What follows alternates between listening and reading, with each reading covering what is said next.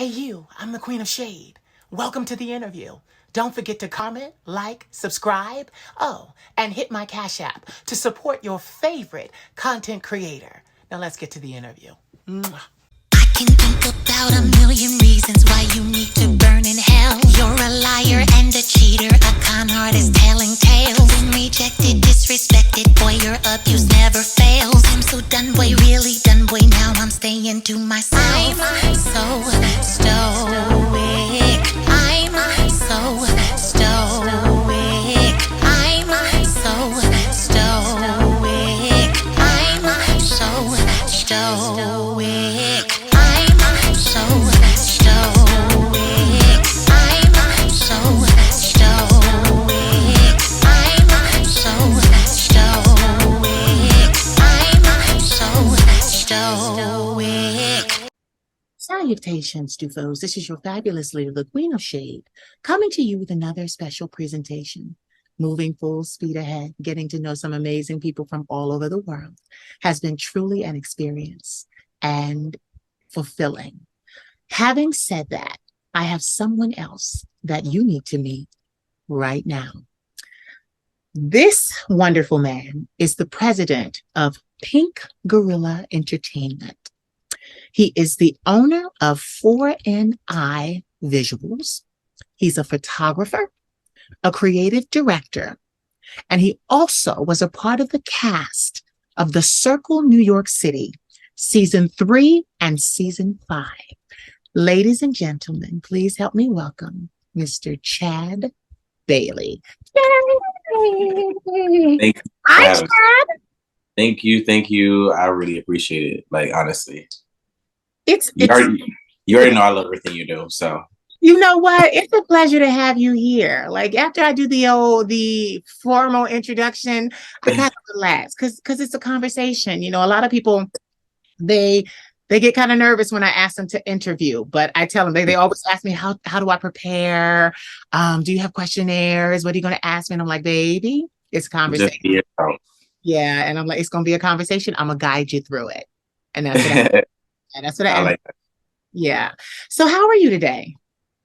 I'm good. Well, I'm getting over a little cold. So I've been out here for like the past 2 days. I made sure I stayed inside and not go anywhere. I didn't even go to work last night. I just wanted to, be at home, make sure that I'm good.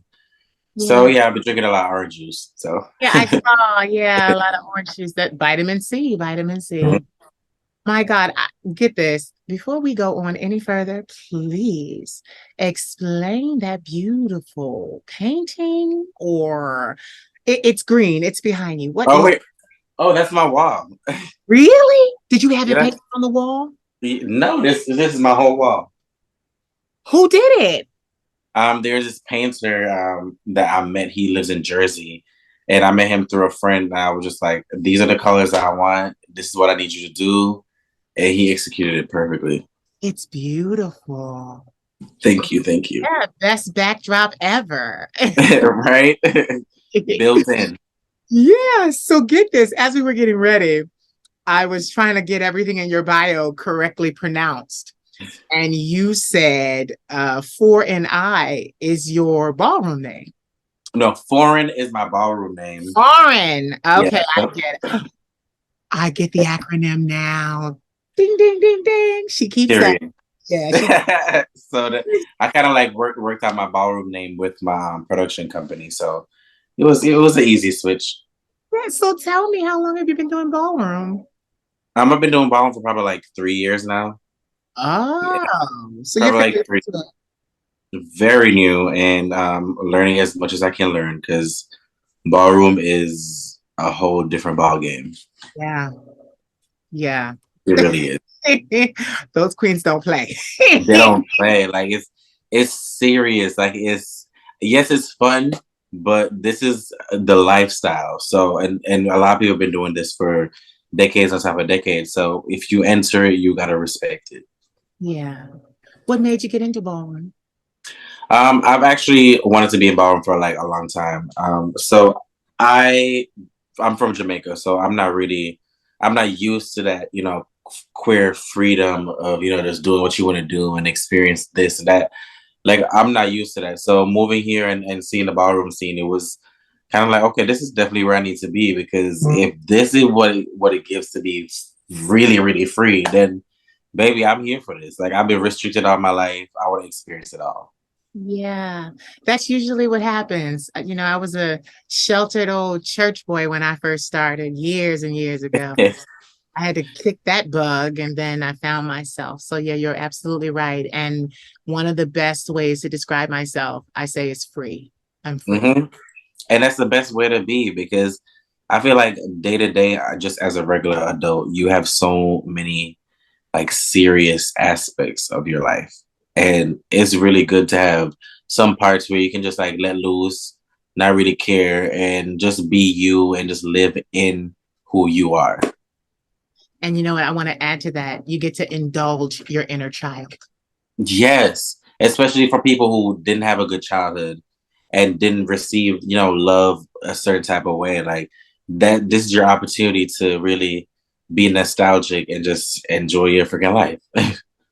Yeah, I agree. Now, what, like, how long have you lived in the States?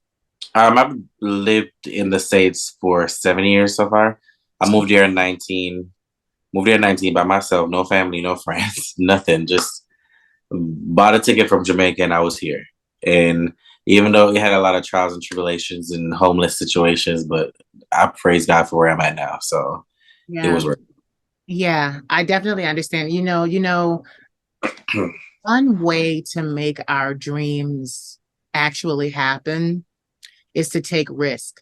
A lot Yep. of yeah, a lot of people don't believe in taking calculated risk. Sometimes you do have to risk it all. I remember back in 2005, I packed everything I owned into 3 suitcases and headed for Paris, France to become a fashion model. So yeah, I was there 6 months and I did make quite headway. At first there was very racist at first, but hmm the more you get connected and the more people see you and the more you shoot with this photographer and you shoot with that photographer, then your hmm world starts to open up. So I definitely believe in taking risk. Another risk, my grandmother, she worked 40 years as an educator. And then her retirement, she bestowed upon me to actually have this career and not have to work for anyone else. So yeah, risk are, it was against the family's better judgment because they're like, Mom, she's the matriarch. So they're like, Mom, you worked all of these years and then you're just gonna give it to him? Like, what is this? And hmm she's like, yep, he's my firstborn grandbaby. I'm going to push his dreams. And that's why I sit here today, taking risk. I cannot stress that enough.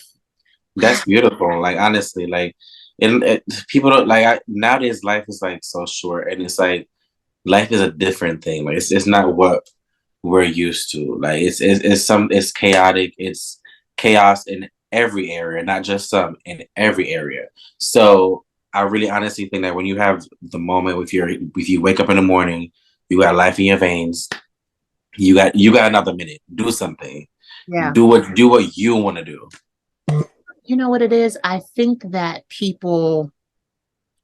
they're scared to take a risk because they think it should go right all the time. hmm They don't quite realize that in taking risk, the failures are definitely more important than the triumphs Yep. because you learn so much more that way than had you just smooth sailed all the way through. hmm Where do you call home? What city? New York. I Perfect. moved here.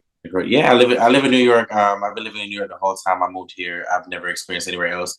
I do want to try living in the South very soon. That's something that's definitely a plan because I think the Southern living is more of what I'm used to at heart.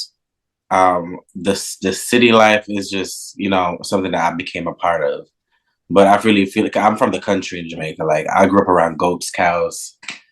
I grew up around everything. Like I was in the cabbage.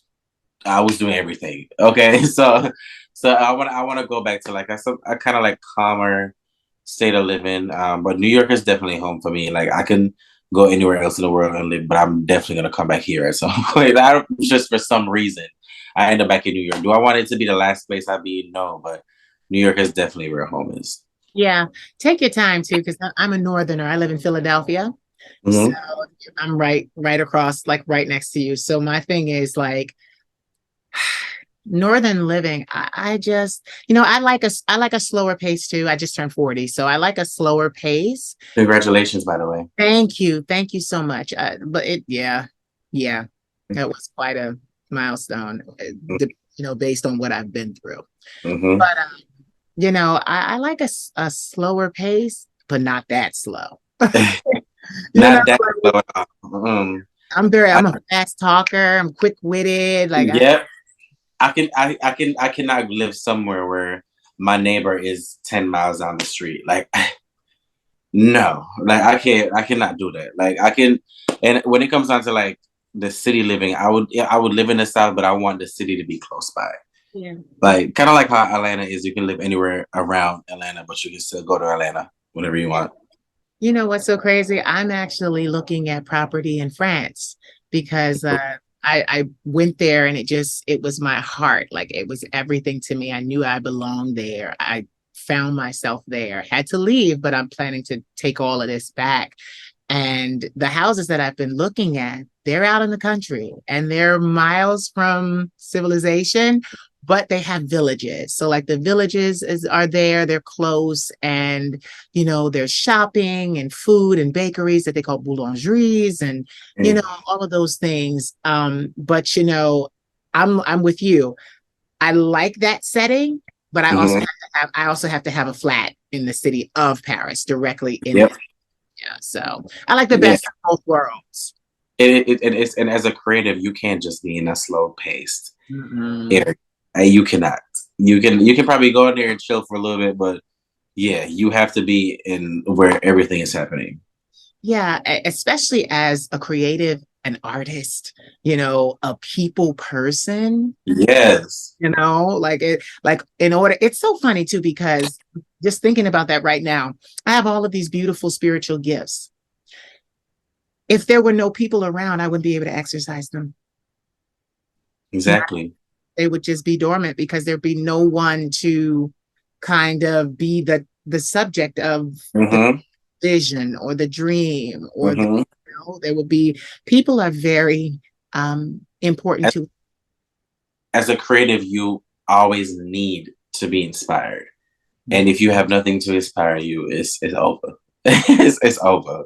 you know that's a nice way of putting it, because it really is, like it really is. You have nothing to like you said, to feed off of, to bounce Hmm. off, to get stimulated from. Hmm. So yeah, I'm not a real out there, far away from civilization type person. Yeah, that's good.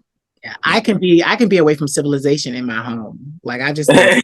Yes. Yeah, I just Close the stay. door, DoorDash. Yeah. Yup. Completely. And straight have neighbors right next door. You know? Yeah. And they won't see me. And they don't see me. So, I take my trash out at night. Boom. Yeah. Period.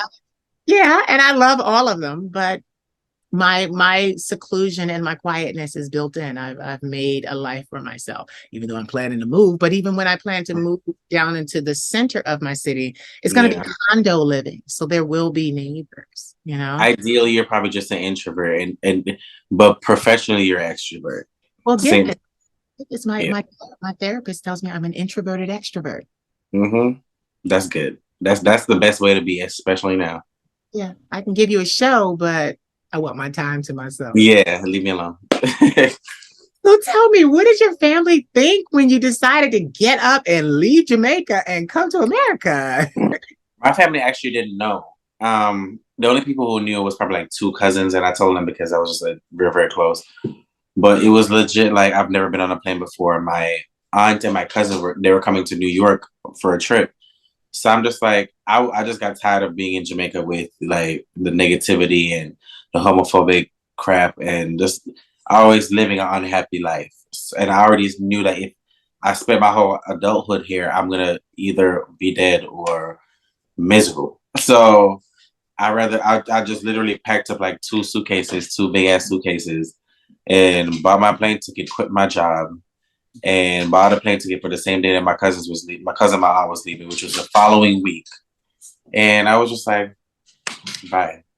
You know what? This is scary because I did that with Paris. I packed everything in three suitcases, one way ticket, one way One ticket. way, one way, like because when you know what your soul is feeding for, you know what your soul is feeding for. Okay, I felt like at that moment I needed challenges in my life, things that are gonna like really influence me being an adult.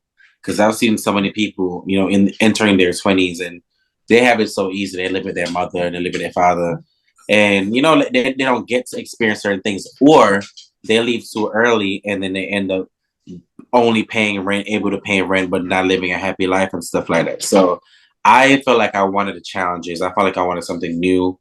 I've been watching shows and TV all my life. I know that America is very welcoming to my kind. So why would I not just randomly leave? And even if I'm home, I told myself, like, even if I'm homeless, even if I have $0 and 0 cents, I will be happy on the streets of New York holding another homeless person's hand who's gay. Oh, God. So how was that? You arrived here, and then what did you do? Um, I went to a Facebook friend's house, and then real quick, everything became like he wanted to be a sexual transaction, and I wasn't used to that type of lifestyle at that time, and I was just like, okay, peace out. I'd rather be homeless. So I went out of his house the same day he told me, and I went to another Facebook friend's house, which I would rather be. I'm so honest. I'd rather be homeless than being in this person's house ever again, because the streets is more cleaner than this person's house. I'm so serious. So I couldn't even stay there, and then I actually started making friends and couch surfing and just being everywhere. Like just sometimes going on Jack to just sleep at somebody's house sometimes. So for me, it was just winging it. I didn't care. I was just like, okay, I'll figure it out at some point along the way. And I legit just started like putting my energy. I didn't have a social security, so I decided at the time that I have, I'm going to volunteer in nonprofit organizations and really give back and like just mix and mingle with my community. And that was how I got to really network with a lot of people who still help me until this day. Well, Yeah. you're so, what's the word? Strong. And the reason you are strong, if you allow me to make this inference, is actually because you're from Jamaica and not here. The black, Okay. I know. the black people here, we've been under such um, violence and such ferocity for so many generations that a lot of black people that live here just don't even try anymore. They make the most of it. They stay in their prospective neighborhoods. Mhm. They don't venture because they don't want to make waves.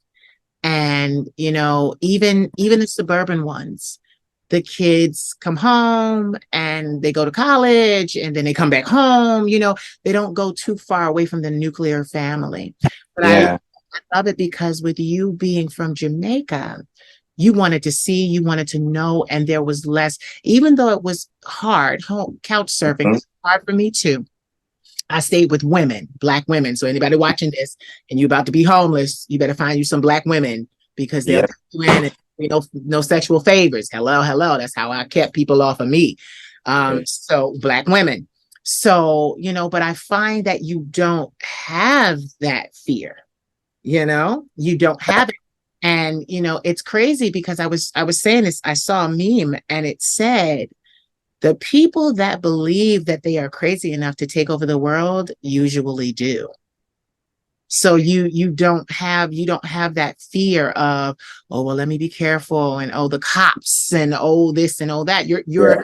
you were very much in that stage of let me learn this new country. And therefore it was like you were open. It was like, okay, well, let's see how they do this and let's see how they do that and let's see how Yeah. they. So yeah, like that attributes to your success.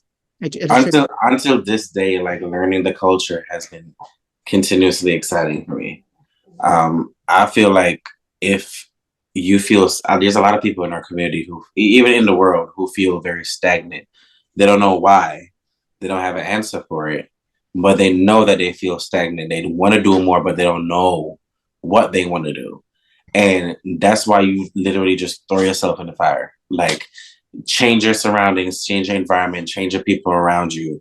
Just go right into the fire, because what's the worst thing that's going to happen? You're not going to die. That's one thing. You're not going to die, but you are going to learn. Yeah, you're gonna learn. You're gonna learn a lot. I like that philosophy, Chad. I like that a lot because that's really what you have to do in order to become anything in this world, especially in this country. You have to face the fire. You have to launch. Don't Because launch. ain't nobody going to do it for you here. No. And Nobody. I love what we're talking about because people think that, oh, after you launch, it's supposed to be easy or it's gonna be easy. No, it was dumb hard. Like it was dumb hard. We can talk about it now together and because now we both have a full-time home and Yeah. things, but that shit was dumb hard. Like dumb hard. But at the same time, it was worth it. It was worth it. And like if you can think back to those days, didn't you experience some of the funnest times in your life? I did. I was running around Paris. I was It's homeless in crazy. America. I stayed with a Facebook friend and same thing. Stay with a Facebook It's friend. crazy. It's crazy how much fun you have when you're broke and don't have any responsibilities. It is so crazy. Okay. Great. Listen, you're not lying because now, we got these companies under our belt and we got these, we president of this and owner of this. And now the first thing, something go wrong, they looking at you, That's it. Yeah. So tell me a little bit about, I want to keep you there. Tell me about coming to New York. And I've already asked this question, but it was ballroom soon. How did you come to your name? Because it is to my understanding that if you are in ballroom, you have to be a member of a house. Yeah. Yes. So what house you're a member of and how that happened? So I'm in the house of the Royal House of Nina Ricci. Okay.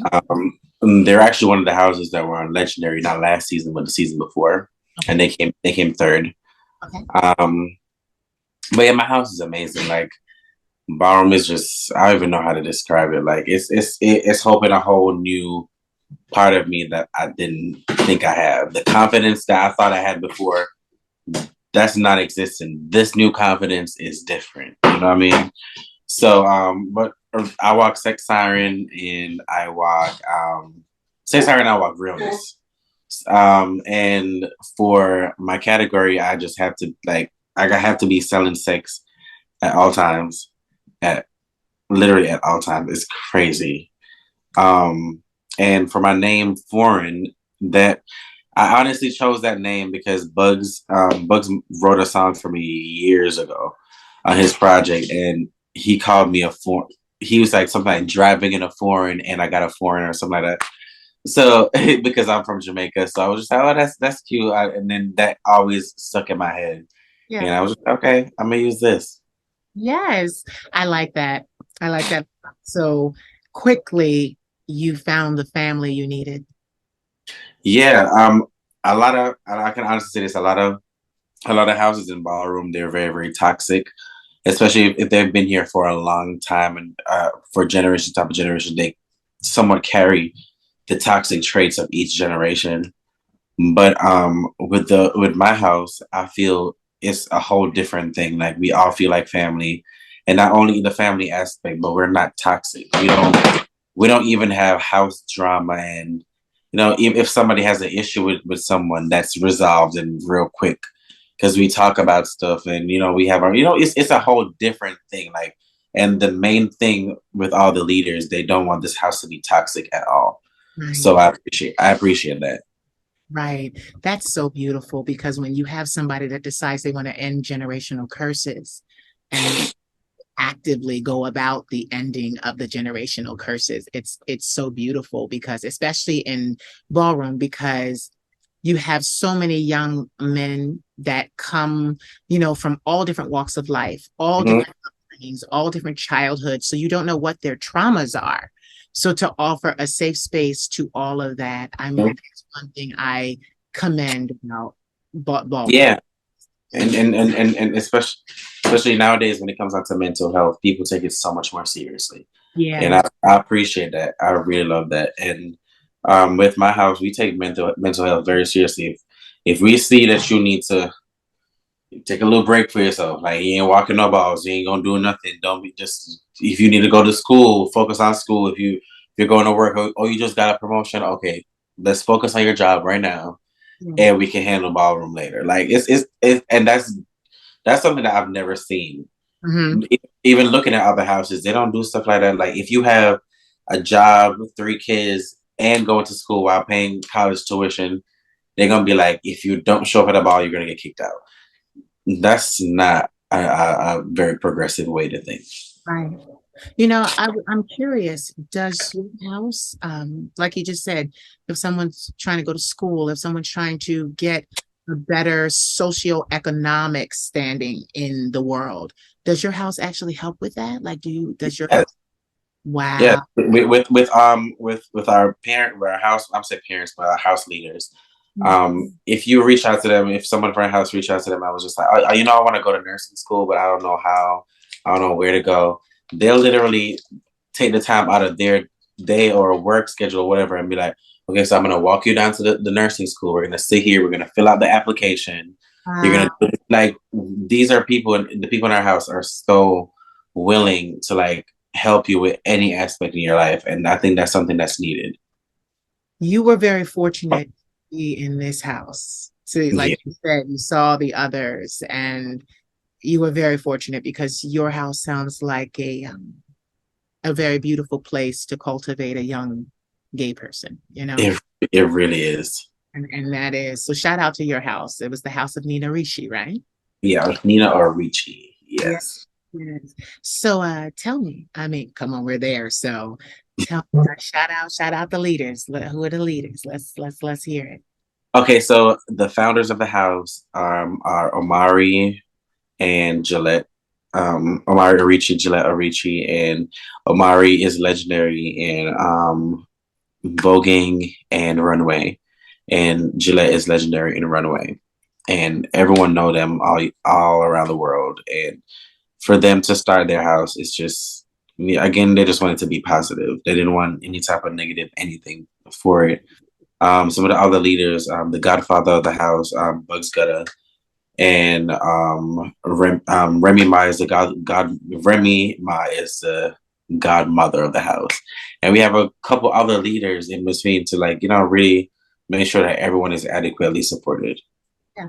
Did you say Remy Ma? Well, not the Remy Ma though. Oh, I was like, I was like, wait a We minute. want her though. I want her though. Right? But but Remy's legendary for voguing and drag vogue, and Remy's been cutting it up for years on top of years.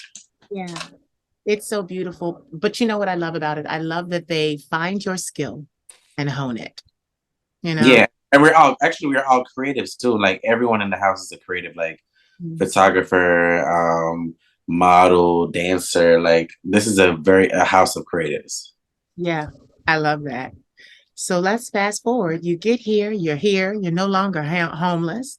How does Pink Gorilla Entertainment come about? So I met Bugs. We got into a relationship, but I didn't know that he was a rapper. Okay. So we were dating for like 3 months. He didn't tell me what he was doing, and I told him, if you make it to 3 months, I'll make it official because I like you, whatever. So, Yeah. so I'm like, I I'll make love it how you official. said if you make it to 3 months. Yeah, I said because I know me, and I'm the type of person. It's like the first sign of any type of weird shit, I'm gone. You know, so I Big was girl. like, you make it to 3 months because I really like you. We can get into a relationship. But we were already acting like we were in a relationship. It was weird. But so yeah, I met him, didn't know he was a rapper. And then randomly after we got into a relationship, he was just like, you come into my music video tomorrow. And I'm like, what music video? Like, you never told me that you rap, and then never heard it. I didn't hear the song until I got to the music video, and he was managed by a group that's also our family too, Man Made, and it was a group of three trans women who really want to like help the LGBT community. They had their own organization, and they want to, they want one of them was a main rapper. She just passed. She was Mhm. a really really big rapper. Her name is Latravius Collins. Miss Terry, she's from Florida, but she was a really big rapper. So she took Bugs under her wing and, really like mentored him, teach him about the game and everything from studios to contracts, every single thing. And she really molded him. And so with that, they ended Man Made because it was just a lot going on. They wanted to focus on the organization to really help the trans community. So they ended Man Made, and so me and Bugs are just like, what are we gonna do? And he knew that I already had the connections, as in like to do photography, music videos, everything, and he knew what I was capable of, and he was just like, why don't we just start our own record label? And I was like, okay. I think we were smoking too. And I'm like, okay, let's do it. And he literally sat there, filled out all the paperwork online.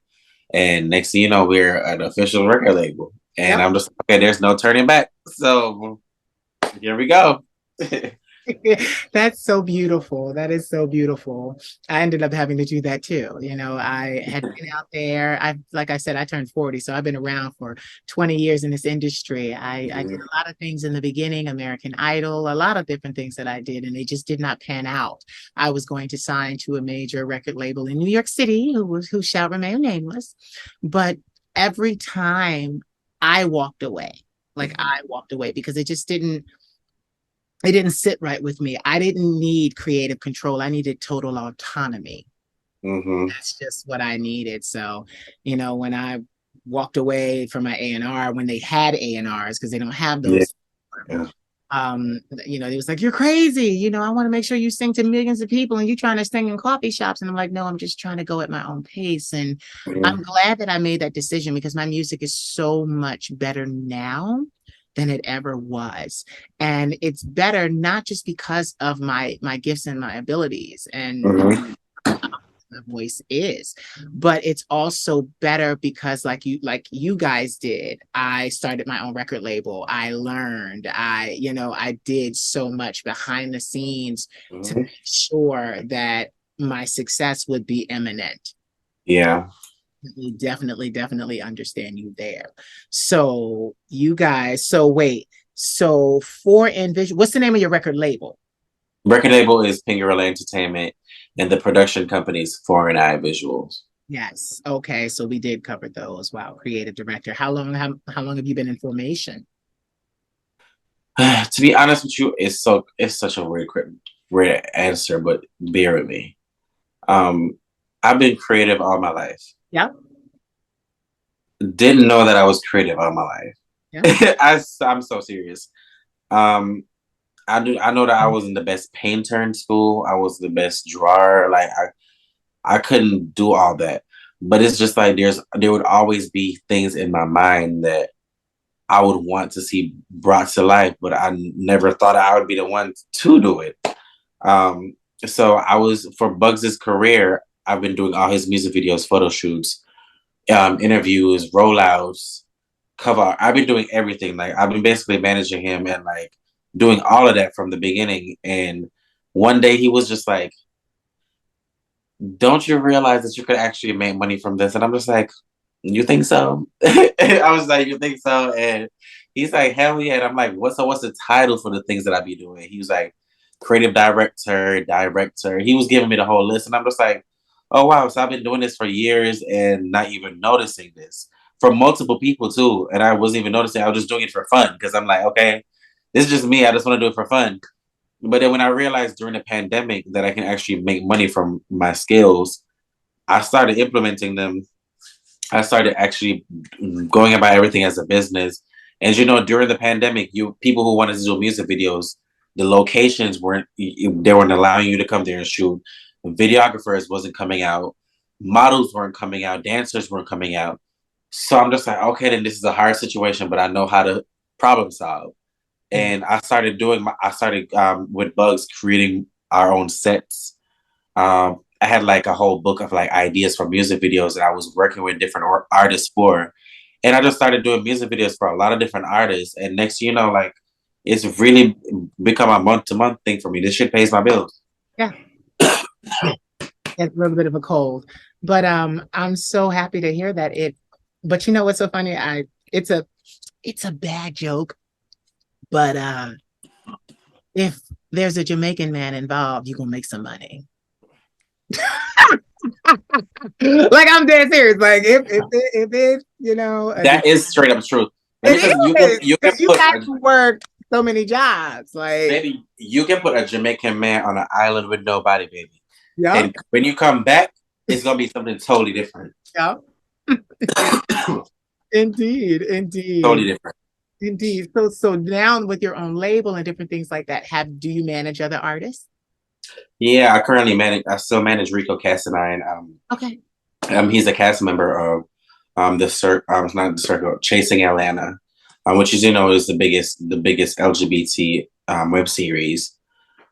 He's consistently performing all year round, straight throughout the month. Like Rico, like at this point, since Rico's been working with us, like we barely have to do shit now. Like everything just comes to him. Interviews, opportunities, everything comes to him, and that's one reason we're happy to be here, because it's a lot of artists who need that guidance and just need a mentor. And we also have Tia Carter.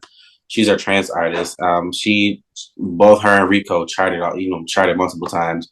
You already know Bugs. Bugs charted multiple times. It's a whole history. We've tried working with other artists, but it's a failure every single time, and because people don't have the passion anymore. People look at this Instagram thing and feel like I just need to meet somebody who's gonna do all the work for me, and all I have to do is show up, and hair and makeup is gonna be here. No. Like it's not that, baby. Like no, no, it does not happen like that. You actually have to put in the work. Fuck if your music sounds good. Put in the work. Let me see that you care, because I'm not gonna waste my time and energy. You don't waste your time and energy too. Like, no. So, I find it so crazy how, and I'm gonna say this, I find it ludicrous that an artist will spend countless amounts of money on a video, knowing themselves that they don't really have a vision, and they don't hire a creative director or a videographer or a producer. Like, my thing is, we all know that this industry is the most expensive industry on the planet. That's just number one. We also know that it is super saturated, which means everyone wants to do it. So you have to stand out. You have to really stand out, And in standing out, especially in this business, it's going to be your visuals. It's going to be the amount of detail that you pay to your art. It's not about, like you said, Instagram posting that you're at some kind of famous studio and you're recording, because that doesn't mean anything like at all. You could only be in there for an hour. You could only be there for 15 minutes. It still doesn't mean anything. Right. We've seen horrible music make it to the top. So that's not the factor here. It is not the factor. It's the fact of how much work you put into your art. Like, people will be like, a person will be like, okay, you have a friend, you're an artist, and you have a friend that can film your music video for $200, right? But you know that the lighting probably not going to be right. You know that the quality probably not going to be the best. You know that it's not going to be a direction. You know it's going to be a lot of factors, right? These people out here rather paying their friend $200 instead of saying, let me go to work for 3 more extra days or a couple more extra days, and put all this money together and get a director and get a creative director or get a great videographer. Like that's the way how you should do it because it's cutthroat. Like everyone's doing this now. So if you don't come out with something clean, it's a wrap. Get this. Like I said, I just turned 40 in September. I've been making professionally. Like I sang all my life. I sang in church. I sang in school, college and high school. And, you know, I've always been in music. I've always been musically inclined. But when I went pro in what was it, 2013? Mm-hmm. Thank God for my grandmother. I just had to stop that for a second. Grandmother. But I purposely did not put out visuals because I'm the type of artist that I have the visuals in my head. I know how I want them to be, Mm-hmm. but I wanted the absolute best video director that I could afford. And my thing was I was willing to wait until the money matched the person that I was trying to hire because it's so crazy. And then I continue to do all of this stuff now. And you see me, I'm sitting here. Mm-hmm. It's all about the visual. So I'm not about to put out no. Mm-mm. And my music charted in Europe. It did. I have a really big following in Europe, been heard in 53 countries. But what is that? It could be one person in every country. But that's the thing. But that's the thing. That's an amazing accomplishment. And now don't even try to think small about. Right. It's an amazing accomplishment because like people feel like if you don't break off to the American market, that's it, baby. There's more money outside of Yes. America than anywhere else. I want to be international. I want somebody to book me in the UK. I want somebody to book me in Asia. Fuck the United States when it comes to bookings. Like no. No. Speak in my heart. You speak in my heart because my thing is my ass was like, listen here. I like after my European experience, I came back here, and that's the crazy thing because if you think about it, 2005 to now, that's 18 years. But it's 18 years because I had to literally manage, like we were talking earlier, my mental health. I had a horrible childhood, and mental illness is hereditary. So I had to learn how to deal with that. That my mother, not just my mother and my father hereditarily passed me mental illness. So it was a lot. I've had 16 years of therapy. 16 years of taking medicine, 16 years of being under the care of a psychiatrist, a therapist, and a doctor, which is why even now, I self-produce all of my, my work right now. But get this, when I am ready to do an actual visual, oh no, honey, I'm hiring a professional. Get this, I do my own makeup. It's fine. Like it's fine. I learned how to do it. I've been doing it 7 years. On that day, I'm hiring a makeup artist. Yeah, as you should. Like you have to put your best foot forward. And especially in my situation where everyone's waiting for it. Mm-hmm. Everybody's waiting for it. They like, and the thing is, like, you have to remember, if you're an artist, be an artist. Like, just in those moments, allow yourself to be an artist, and it gives you an opportunity to like bask and really love every moment of. Because if you have to do your makeup for your music video, you don't get to enjoy that. Like, you don't get to just sit and just woosah on and get your mental right to be in front of the camera. Like, you have to sit, hire the people that you know that's gonna execute right, and just let it off to the universe. It's gonna happen the way it's supposed to happen. And you know what's so crazy? I could probably do that for an hour before I'm in there directing, because I am my company. So, and get this, I say this, and I'm glad that you went that way, because I want artists to take away from this conversation that you deserve to be an artist. You deserve to have your moments and make memories and do your best. But I also preach the business side. Like the business side is what I fell in love with. Like I fell in love with, because it was like, okay, because what it was I don't like not knowing how to protect Mm, myself, like how to protect myself. I yeah. don't like entering situations, and this is just for me. I don't like entering situations of which I don't know every single detail. And that's Mhm. just from me being analytical. And in college, I was a scientist. So I need data, baby. I need That, data.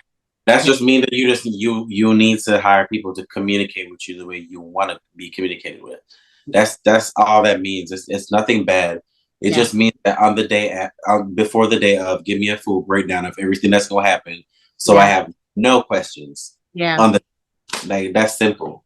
Yeah. So Yeah. don't feel bad about Yeah. that. And you know what I love, Chad? I love that you keep saying that because, people call people like me difficult. They call me difficult and get it. I'm the nicest person. Accept it. When people call you difficult, accept it. Who wants to be easy? Ooh, yes, Chad. Accept it. Like I love it when people say I'm difficult. I'll be like, okay, thank you. Like you have to be. It's everything is easier. Like everything is easier now. Like sex is easy. Going on social media is easy. Being famous is easy. Being viral is easy. Baby, give me something hard. I'm definitely gonna make it challenging for you, and so you're gonna remember it. Yeah, that's me. Thank you, Chad. That is me. I'm like, honey, like, That's and to I be mean, valued. yeah, I even govern my appearances. I don't go places because my thing is, if I'm out everywhere, you're not gonna come to pay to see me. You can see me at this grocery store. You can see me at this. You can see me at that. Exactly. You're not gonna pay top dollar. And that's one thing about why I chose Paris in the first place is because it is the top of the world. It's the city Mhm. of lights. It is the and I'm classy, so it's just the classiest, ambiance you can have. I remember when I was there, I sang in Notre Dame. And I Oh, mean, literally with this voice, and it wasn't anything to where it was like storyboarded or vision boards. No, I walked in, I greeted the priest, and I asked him, I said, can I sing in here? I said, because I like the acoustics. He said, yes. And then people were looking at me like I was, they were looking at me like, oh my God. Like, because when are you gonna get that chance again? yeah, yeah, Because you know what I mean. So regardless, like that's why I said when you said you turned 40, congratulations, because there's a lot of shit that you probably experienced that I would want to experience that I probably don't want to experience but need to. You know what I mean? yes. I love how you tied that up in a bow, Chad. You tied that up in a bow. That was good. But yes, it's not been easy. And I used to fear that I was running out of time. I used to fear that I would never execute because in my mind, it had to be a certain way, or I'm Mhm, just going to say it, the money had to be right. I didn't want to throw mhm, money after bad. So, I take my time. And honestly, I do it with everything in my life. A person that used to rush. I used to rush, rush, rush, rush, rush. mhm. And I think it started in my 30s. I'll tell people all the time because I'm one of these music execs that'll be like, okay, your song didn't do too well when it came out. Let's wait a year and re-release it. And people looking at me and they're like, what? And I'm like, Anita Baker's album had to be released twice. People. That's the thing. If you people don't get it, if you spending your money in something, if you do what the hell you want to do with it, and a lot of times the timing don't be right for certain things. So Right. if you put a song out today, that don't necessarily mean that it's not gonna pop a year later. Yeah. I've seen songs from 20, 40 years ago that pop up back on the charts. You'd be like, what? Like, how the hell did you make it back here? Yep. But it's here because what? Somebody believe in their talent. They actually put it out. And just imagine if they didn't put it out. I know. I know. That's why I tell everybody post it, produce it. Look at Beyonce's album.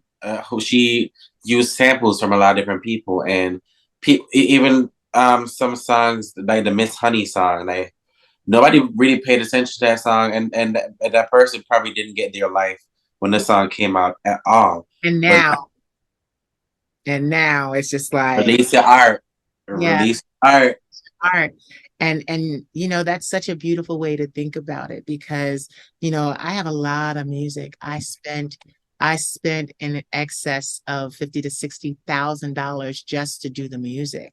That wasn't with all the fixing. That wasn't, I mean, that was recording. That was, and I'll just talk about it as an artist. I have a lot of gifts, and you'll know this from Jamaica. I'm an oracle, a shaman, a spirit prophet, a healer, and a medium. So I hear a lot from spirit. But when I write a song, it never takes me more than 15 minutes to write a song. And that's because it's divinely guided. If my ancestors are there and they're like, sing this, do this, do this, do this. So when I write a song, it's completely finished. The melody is there as well as the wording.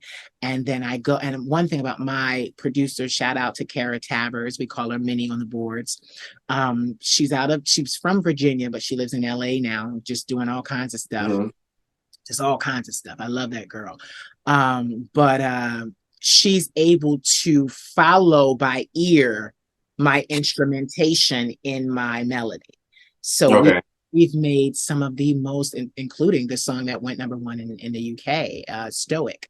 We made that song together because she was able to follow it. And what I loved about it was that I heard it in my head, I sang it to her, and she's able to put her shine on it. And when she put her shine on it, she took my melody and just exploded it. Like, it was so beautifully done. And we worked so well together. And both of us, for years, we've been encouraging each other. We've been through some poor times, some hard times, can't pay rent, this is that, and the other. Like, we've been all for this art, all for this art. And it's just universe. Yeah. That's how you do it. Follow the universe and stop. Like I stopped that. Stop trying to control where the universe takes me. Let it happen. Right. Because you'll find that, and that's the thing. When the universe does it, when the divine does it, it's bigger and better than you could ever think or imagine. And my career has been that.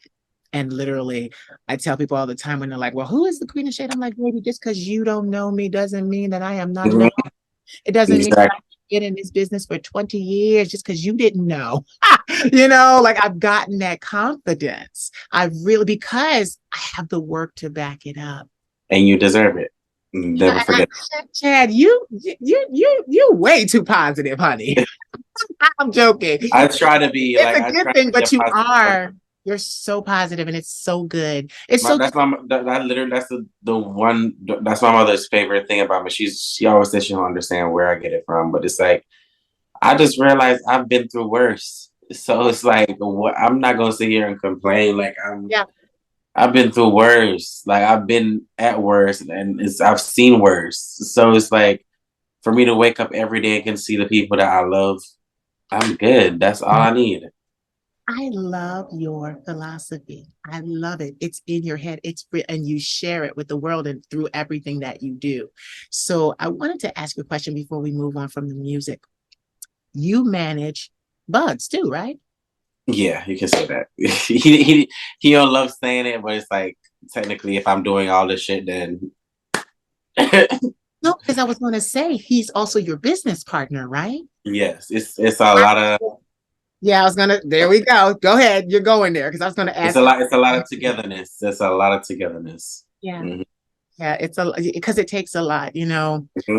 I find that the best way for me to manage my business and myself as an artist is for me to do it alone. I got to do it alone because. But that's the thing. That's what I do with my stuff. I do all that stuff on my own. I don't ask him for no help. I'll be like, let me go. Sometimes he don't even know where I'm going. I'll be like, I'm at a photo shoot. I handle myself. But with his stuff, I definitely help him. He's not the type of person to sit there and he'll do all his stuff if he has to. Yeah. But he's always helping other people where he forgets himself. So that's why he needs somebody there to be like, okay, let's go. Yeah, you got to be careful with that. He's a giver. And I actually did a video today about that. I'm going to post it. But I said that, giving is a beautiful way to get the divine to respond to you. But so many people forget that you give the overflow out of the cup. What's in the cup is yours, and the overflow out of the cup is what you give away. And I was saying that you never give until it hurts. You never give until you don't have. That's not the proper way to give. That's not because oh my God, that's so beautiful. I'm happy you said that. Like I've been that used to be my trial for years. And when I realized that right there, my account looked better. Yes.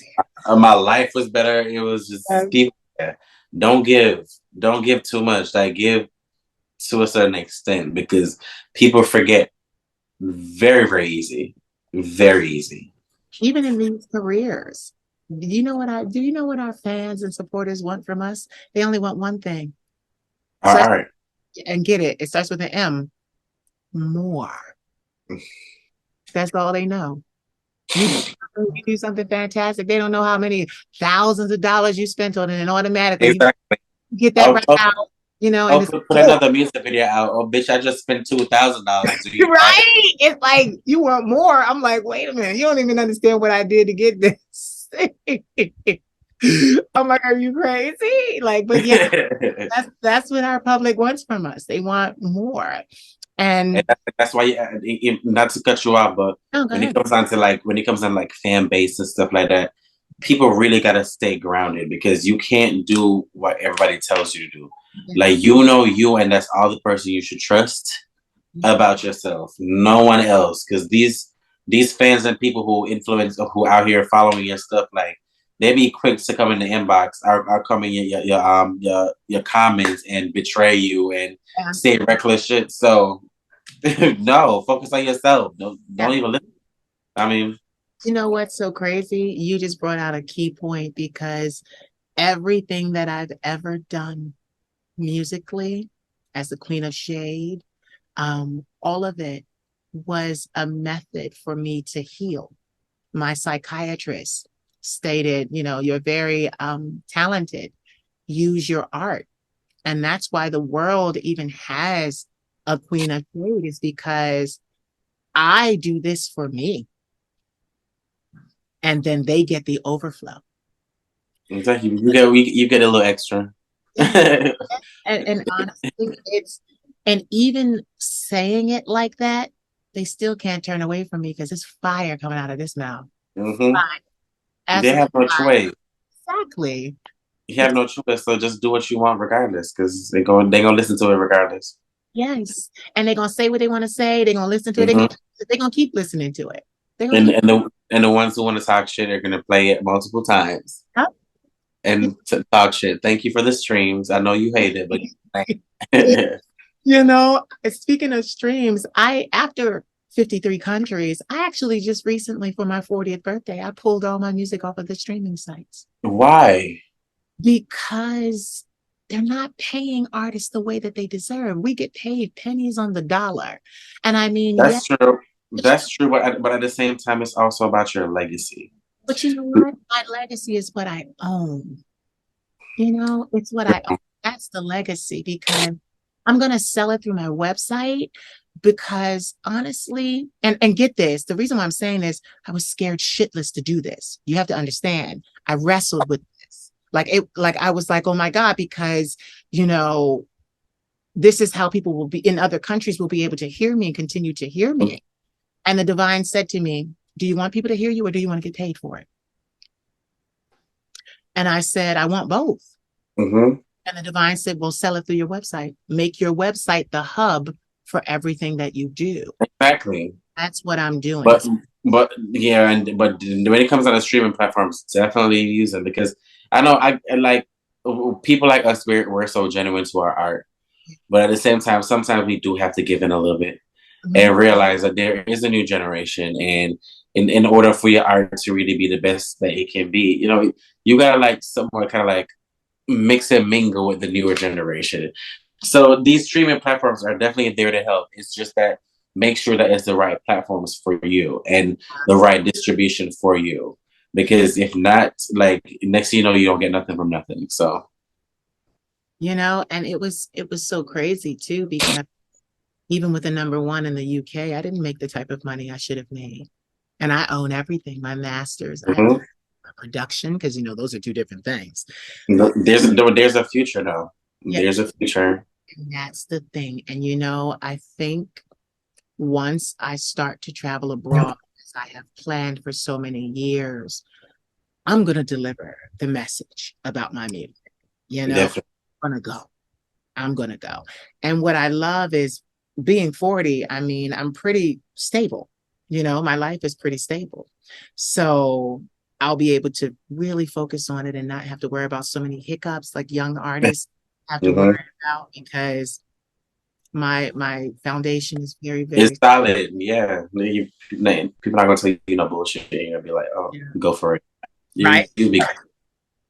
yeah, at this age, all the bullshit and the people trying to play you is out of the way. I'm looking at him like, You still trying? Okay. yeah, right. Like, no, you're not gonna get this point. So tell me, you said your work. Do you make music as well? Oh my God, I was so scared of this question. Why? I because I don't make music myself, That's but okay. I'm working on some stuff. Okay, Like literally nobody knows. I So know. now you know.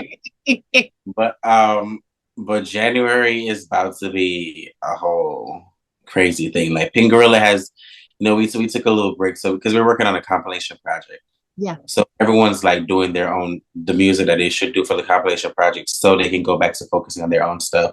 yeah. So this compilation project is gonna be epic. I have like 2 songs up there and um I should be working on my own song too. It's a lot. It's nerve wracking. I didn't even think I would be doing this because I've been behind the scenes so much. But me and Bugs had a long talk, and Bugs was just like, "I'm the youngest one out of the group. I really, really relate to a lot of people. It's easy for me to connect to people, and I have things to say. So why not combine all of them and just try music?" And he pushing me. We have our own studio here. He wrote me a whole oh my god. He wrote a whole hook for a song. Now I gotta write the verses and it's a lot. It's a lot, but it's getting there. Get it. That's usually what happens. You learn every aspect of the business and you're doing every aspect of the business. Next thing to do is to release your own, music because you know what? Surprised. I'm surprised. Yeah, Trust me. And I said to myself I wasn't gonna do it because I don't think I'm capable. And I literally before I got on the call with you, there's the song that we've been working on. I finally got a whole verse, and I'm just like, let me practice it and see what it sounds like. And at the first 5 times, I was getting tongue tied, and then the sixth time, I didn't get tongue tied. I'm just like, okay, that kind of sounds cute. Then, then the seventh time, I'm like, okay, I didn't get tongue tied. Okay, this is coming together. So it's all. I see. I'm learning myself again because I didn't even think that I was capable of doing anything like that. but you've been in the business for so long. It's being behind that microphone. I just never done it before, but I trust me when I put it out, it's gonna be right because I'm not gonna put out something that's not popping. Do not be too harsh on yourself. You know what you're doing. And at least your music has substance, because it came from such a place. It wasn't just thrown at the wall hoping that it stuck, so it I, has. I can't wait to hear it. I look forward to hearing it. My God, you it's know, finally. the first two, I'm working on 2 songs and it's been no kind of like first song upbeat, second one kind of like more rappy. Yeah. But I really want to do a song that's kind of like really really slow and something that kind of like pertains to my background. I want it to be reggae, but I want it to be very slow to a point, kind of like Lauryn Hill and Bob Marley's song "Turn Your Lights Down Low." I Yes. really, I want it to be something that you feel internally that generations on top of generations can just really listen to it and know that this meant something. Yes. So yeah. And you know what? You're gonna do it. And you know what's so funny? They ask, people used to ask me all the time because I mentor as well. So they ask me, Queen, how do you do a project? And I say one song at a time. Mm-hmm. And get this, I break it down even more. One song at a time, one verse at a time, one hook at a time, one bridge at a time. You One know, line at a time. they say one line at a time. You know, it's my and I come from a religious background, and I'm glad I left because you know, but my former pastor used to say, "How do you eat an elephant? One bite at a time." One bite at a time. Wow. She used to always say that. How do you eat an elephant? One bite at a time. You know, so I look forward to hearing your music. I look forward to hearing, you know, where you go and how you go and what you do. So tell us, like, when will the compilation CD be ready? I know that the first single is going to be dropping in January, like probably the first week of January. Okay, now will Um, it be Guerrilla Entertainment? yeah, P-Rilla Entertainment. And hopefully the whole project should be out by March. Okay. My birthday is March, so it's not really competition ain't even about me, but March is a perfect time to release a full project. Okay, and then because I'm thinking that we release March, April, and then try to do tours and performances throughout May and the rest of the summer, Yeah. and probably get some international performances too. So, because I don't like to travel when it's cold, so Me either. Me either. Me no, too. I'm like, you bitches ain't gonna hear nothing from me until May. I I hate the winter. I can't even explain to you. True. Like, You but have more of a reason though, because you're from the island. So you know, you like so look I know what here. yo before moving here, the lowest Jamaica probably got was 60 something, Yeah. and we were hoodies. Yeah. When I moved here with I think it was a denim jacket, and I had a hoodie. It was dead ass in the middle. It was dead ass the end of November. Especially in New York with that It's cold air coming off that Hudson. Oh, Yo, I was at JFK, and I remember never feeling cold air before. And I stepped outside and I walked back in, and I remember who was there, and I asked him, "Are you serious?" Like I really had to ask, like, "Is this an everyday situation?" For years I was miserable in the winter. yeah. Now my house has perfect heating. Yes. I'm Exactly. good. The winter always used to make me very sad because it's dark and it's gloomy, and I'm very much like a plant. Like I need sunshine, Mhm. things like that. But the more I'm usually good if I work through the winter. If I continue Mhm. through the winter, I'll be all right. So it's You better, because if not, you're gonna be home getting fat. Like you are. If you ain't don't get nobody up, got time to get fat. Ain't nobody got uh, if you don't get up during the winter and get out of your house, yeah, baby, you'll yeah. be getting 15, 20 pounds. You'll be like, oh, what happened? Next you know, it's a May. You can't talking about you can't wear swimsuits because during the summer you gotta take a whole other year break. No, I'm fine. So wait, you said March. Are you a Pisces? Yeah, I'm a Pisces. That's why you guys are magical. Yeah, Pisces are very chill. Yeah, but very magical. You can get things to happen that most people will never ever dream of like having happen. My nephew is a Pisces, and he's just so powerful. Yeah, Pisces. That's one thing I can say. Every Pisces that I've met, we're Mhm. very underestimated, and then we come out triumphant. Like Blowing people away, child. Blowing, the, but just blowing them all away. Just the person I am now, I did not expect that I was going to be this person, especially in high school and how insecure I was, and there was a lot of different aspects. I wore glasses all the time. I forgot my LASIK done, so so it's like I'm gonna get that done. I'm gonna get that done. it's It's on my worth it. list. It I is. swear to you, it's worth it. Get you just walk in, get you like care. They sign you up for care credit instantly, and it's like $5,000, and you can pay that slowly, pay that shit every month. But you're gonna be seeing 2020. Like if for me, if I You'll didn't see have better my so you can make more money. before I got LASIK done, for example, if I'm sitting right here and something pops up on my phone, I would have to be like Yeah. to see it. But now I can be all the way over here. I could Yes. probably just sit right there and see my phone. Like it's crazy. I literally cried out of surgery because even though my vision was very bad after surgery, I could see that it was gonna be much clearer. And I started bawling. I was just like, finally, like I spent 2 days blind, basically couldn't see anything. Oh my And God. then everything started getting clearer and clearer. And then when I started seeing colors pop harder, and I I didn't know that this is what people were seeing. I really did. Yeah. No, it is, it's worth it. It's worth it. My God, it's worth it. But I swear to God, I'm not signing no waiver.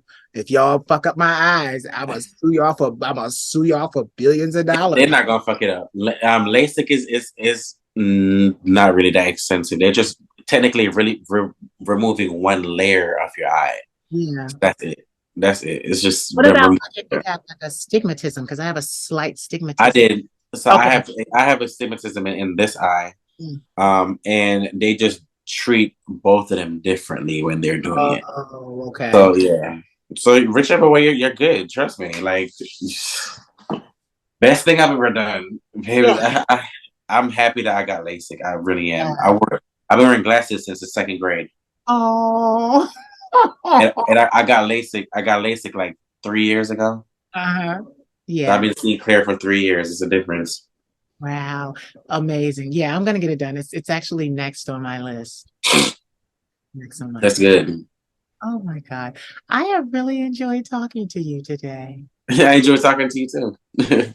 Amazing conversation. Thank you. I really had fun. Like I'm very easy to interview. Like I'm very chill, calm. Most people don't know what to expect from these, but I tell them all the time, I'm just gonna talk to you. I'm I just love it. I really love interviews. Like that's one of my favorite things to do because I don't think on my social media I talk enough. okay.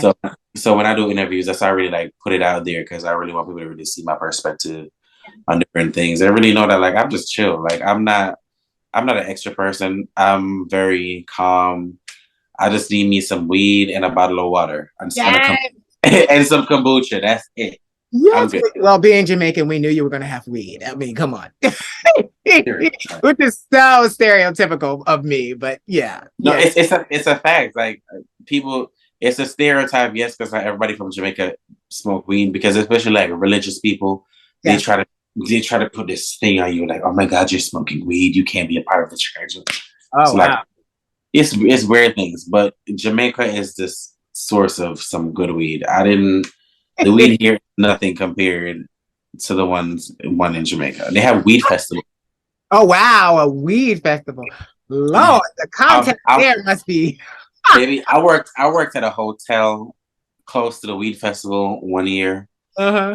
I could just smell the weed permeating everywhere. Like it's beautiful. And in Jamaica too, it's like weed randomly grows anywhere. So growing up, because we had kids around, we would always pull the weed out and throw it away out of the ground. That's what our parents told us to do because they don't want us to be around it.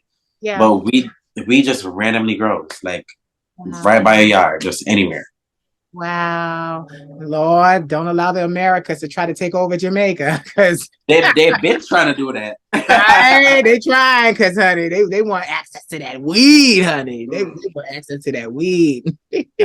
You'll be surprised that weed has such a lot of medicinal value. It's just Yeah. great, Yeah. and people don't realize it. Like I have a cream in my closet it has THC in it, Yeah. and whenever you feel pain and you rub it on it, I swear to you, you'll be good. Be good. That's so amazing. So all right, Chad, here we go. Lightning round. Give me 3 words that inspire and empower you. Through and inspire, empower me. Number one is black. Yes. Inspire. I would say horror. I don't want to say I don't mean horror as in like people dying out here, but scary stuff really inspire me. Yeah. And the last thing is obstacles. Okay. Okay. I appreciate obstacles and it moves me. Like I as I told you, I like a challenge. Like even if I'm complaining, I like a challenge. I don't like easy shit. No, if it's meant to be easy, it ain't gonna be worth that much. Mm. And it ain't gonna last long. It won't last too long. So tell everybody where they can find you on social media, all your handles, all your websites. Come on, go. You can find me on Instagram at I am Chad Bailey. Facebook Chad Bailey, TikTok Chad Bailey. I think 29 or 19 or something. I don't know. I'm just getting into the TikTok world. And anywhere else, like you can click the link in my bio on Instagram to see my work, see all my directorial work, and you'll see all my photography on my page. And yeah, I'm here. I'm just trying to be fun, creative, and just mix and mingle with everyone and meet genuine people. I crave that. Yeah. I crave meeting genuine people. Like right now, like I really enjoy this interview because we had a genuine conversations. How many times do we get at a day or for the week? Yeah. Now, listen, I saved it for last, and I mean the exact last thing. You got to tell us about the circle. Shout out to who is that? Nunu? Is it Nunu? Yeah. Yeah. So Lester Matthew. You were season 3 and season 5. So go. Season 3, season 5, and I got my own spinoff, The Chan and Buck Show.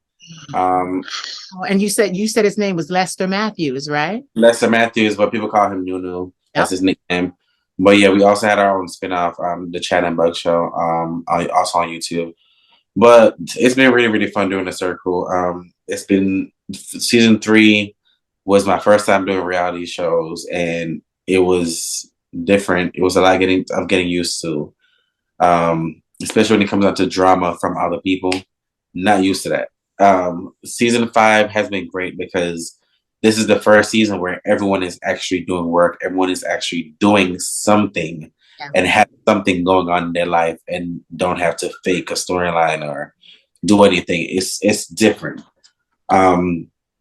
Again, check out the Chat and Bug Show because with that show, you really get to see me working, see us really, Pink Gorilla Entertainment really do what it do and how we really handle everything. And going forward, I hope to be on your TV screens, on other shows, also bigger platforms, and just doing my thing. I'm gonna be a very open book for the next year, and I have opportunities that I can't even speak on, and I have opportunities that how do you say it? Like I'm manifesting. Yeah. Thank you so much. Hold on, don't go away. Ladies and gentlemen, you have heard the vocal stylings of Mr. Chad Bailey, film director, president of Pink Gorilla Entertainment, owner of 4NI Visuals, photographer, creative director, cast of The Circle New York City, season 3 and season 5, and also his spinoff, Chad and Bug, right? Mm-hmm. The Chat and Bug Show. Yeah. The Chad and Bug Show. Say goodbye, but don't hang up. Goodbye, everyone. Thank you for tuning in, and make sure that you tune in every week, every single time your notification pops up that the show is here. Get your ass here and listen to it, watch it, and be a part of the culture. Yeah. Thank you. Hold on. So did you enjoy? I hope you did. Please like, comment, subscribe, share, and don't forget to cash at me at the Queen of Shade. I am your favorite content creator, right? Right. You want to see more of this content, right? Right. Cash at me. I love you. Mwah. I've got my black stilettos on. Don't you make me take them off. I'm assuming first position. Gonna show you I'm a boss. I've been given 60 seconds just to put my thing